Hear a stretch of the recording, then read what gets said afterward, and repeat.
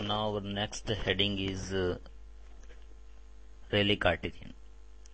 Before we discuss the Rayleigh-Cartesian method, we should know the resolving power or optical instrument, or sometimes it is also called the resolution of images. When the two objects are very near together, they may appear as one. यदि दो कोई भी object बहुत पास पास हो तो हमें जिस दूर से देखें तो ऐसा लगेगा वो एक है. And it may be difficult for eyes to see them separate if the angle subtended by them at the eye is less than 1 minute. यदि 1 मिनट से कम डिग्री पे है आइस का तो वो दो जो पास पास जो ऑब्जेक्ट हैं वो हमें अलग अलग नहीं दिखाई दे सकती. Which is the resolving limit of the normal eyes. तो ये the separation of such close object is termed as a resolution. So the ability of an optical instrument to resolve the image of two close object is known as the resolving power of instrument. तो किसी भी instrument का resolving power क्या हो सकता है कि यदि किसी दो पास पास रखी वस्तु को हम अलग अलग देख सकें तो वो उसकी रिजॉल्विंग पावर की कैपेसिटी होगी. यदि बहुत पास पास दो है और हम उसे अलग अलग तरीके से देख सकते हैं, यानी कि जब दो वस्तुएं बहुत निकट होंगी तो हमारी आंख एक वस्तु दिखाई देगी एक, अर्थात आंख उसको रिजॉल्व नहीं कर पाती. तो जो ह्यूमन बीइंग की आंख होती है किन्हीं भी दो पास पास को अलग तभी देख सकती है जब उनमें से प्रत्येक के द्वारा आंख पे बनने वाला कोण 1 मिनट से अधिक हो, जो कि हमारे रिजॉल्विंग लिमिट कहलाती है. तो इसलिए बोलते हैं कि किसी भी एक ऑप्टिकल इंस्ट्रूमेंट, जैसे हम चाहे टेलीस्कोप लें या फिर कोई माइक्रोस्कोप लें, कोई भी चीज, इनके द्वारा दो पास पास वस्तुओं को अलग अलग दर्शाने की जो उनकी कैपेसिटी है वही उनकी रिजॉल्विंग पावर कहलाती है. तो इसी के बिहाफ पे रेले ने कुछ अपने क्राइटेरिया बनाए थे, उसको बोलते हैं Rayleigh criteria of resolution. To express the resolving power of an optical instrument as an numerical value, Lord Rayleigh proposed an arbitrary criterion कि if two spectral lines of equal intensity, यदि दो spectral line है और दोनों की intensity बिल्कुल एक है, तो that are to be resolve by an optical instrument when the central maxima of one coincide with the first minimum of other. यानी कि कोई दो वस्तुएं अलग अलग जब भी दिखाई जाती हैं कि पहला का मैक्सिमम दूसरे के मिनिमम से कोइंसाइड करे, तभी वो दोनों वस्तुएं अलग दिखाई दे सकती. जैसे कि हम फिगर फर्स्ट में देख रहे हैं, हमारे पास A and B are central maxima of the diffraction pattern of two spectral line of wavelength lambda 1 and lambda plus d lambda, या lambda 2 कह सकते हैं. The difference in the angle of diffraction is large, बहुत ज्यादा दोनों के बीच gap है. Due to the large separation between their central maxima, two images can be seen separate one. So the two spectral line are easily resolving.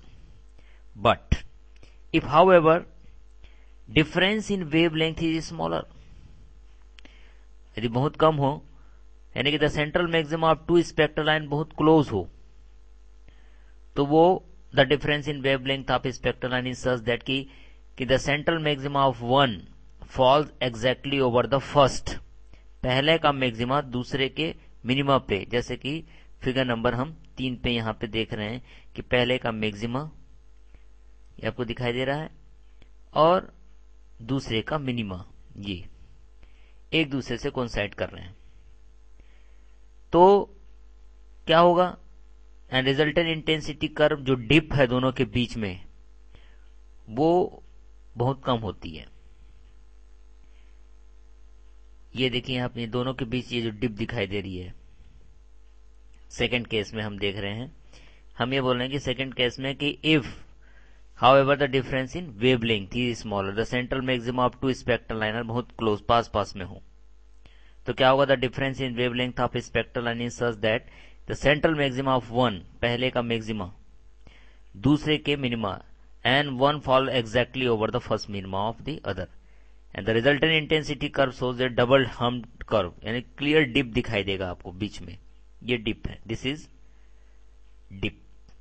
तो according to the Rayleigh these two spectral lines are said to be just resolved, but if however the difference in the wavelength is so small, बहुत कम हो दोनों के बीच में, तब क्या होगा? the central maximum of spectral line comes closer and there is a sufficient overlapping, ये दोनों एक दूसरे के ओवरलैप कर लेते हैं. फिर इस कंडीशन में क्या होगा? Under this condition the two spectral lines are not resolve, जैसे कि फिगर नंबर 3 में हम देख रहे हैं कि एक दूसरे में ओवरलैप, दोनों के बीच जो डिप है वो बहुत कम है. यदि डिप जो है कम होगा तो वो दोनों रिजॉल्व नहीं कर पाएंगे. तो यही जो है केस, उसको हम मैथमेटिकली प्रूव करते हैं कि suppose let us consider the intensity distribution curve of two wavelength. हमारे पास lambda and lambda plus d lambda है. डी लैम्डा क्या है? If d lambda is the larger than the two spectral line are easily resolved. D lambda will have the limiting value for which angular separation between maxima is such that the central maxima of one coincide with the first. तो हम जो हमारा जो rule है intensity का I is equal to I maximum, जो हमने पहले साइन स्क्वायर अल्फा के रूप में निकाला था स्पेक्ट्रल लाइंस के लिए फ्रोनापर में, वही चीज है यहाँ पे. अल्फा की जगह हम क्या ले रहे हैं? साइन स्क्वायर एक्स ले रहे हैं बट्टे एक्स स्क्वायर, वहां अल्फा स्क्वायर था. Okay. At the middle of the two maxima the intensity due to each कितना हो जाएगा? X is equal to pi by 2, बीच में 90 से हाफ कर देंगे by putting the x is equal to pi by 2. So therefore क्या होगा? Total intensity at middle.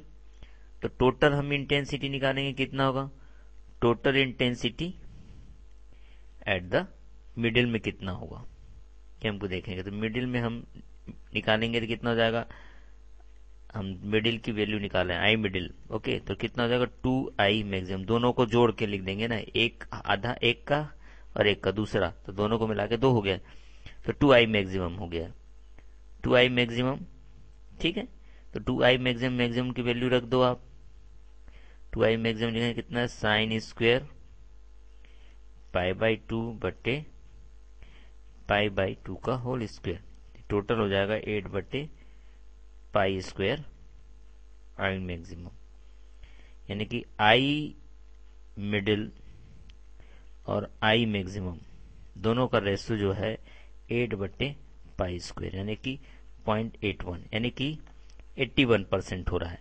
यानी कि रेले क्राइटेरियन में भी स्टेट दैट कि दो spectral line are just resolve if the intensity at the dip in the middle is 8 upon pi r square times the intensity at either of them. यानी दोनों के बीच 81% का रिजॉल्विंग होना चाहिए, तब तो दिखाई देगा. The ability of an optical instrument is to just resolve the image of two nearby points. Source is called its resolving power. Therefore, the resolving power of such an optical instrument is defined as the ability to just resolve these two closed spectral lines. So this is the criteria of Rayleigh. That's why it is called the Rayleigh criteria method.